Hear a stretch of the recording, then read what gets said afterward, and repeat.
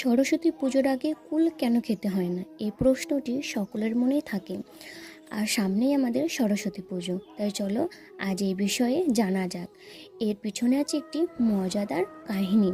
একদিন ব্যস্তমিনী ঠিক করলেন যে তিনি একটি গ্রন্থ রচনা করবেন এবং গ্রন্থ রচনার জন্য তিনি বৃদ্ধাশ্রমে তপস্যা করতে বসে পড়লেন।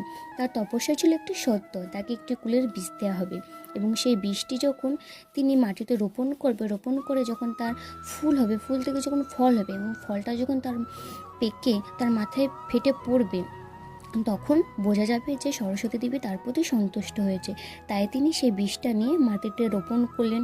রোপণ করার ফলে সে গাছটি ধীরে ধীরে বাড়তে থাকলো, তার তপস্যাও বাড়ছে। একদিন সে ফুল ফুটলো, ফুল থেকে একটি ফল জন্মালো এবং ফলটি পেকে তার মাথায় ফেটে পড়লো।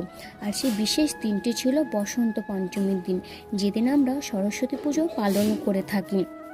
এই কারণেই সরস্বতী পুজোর আগে কুল খেতে হয় না। এই অভিনব তথ্যটি জেনে আপনাদের কেমন লাগলো অবশ্যই জানাবেন। আর আপনাদের শেয়ার লিস্টে যদি কোনো ছাত্র ছাত্রী থাকে তাদেরকে অবশ্যই শেয়ার করবেন। আর যাওয়ার আগে একবার হরে কৃষ্ণা বলবেন।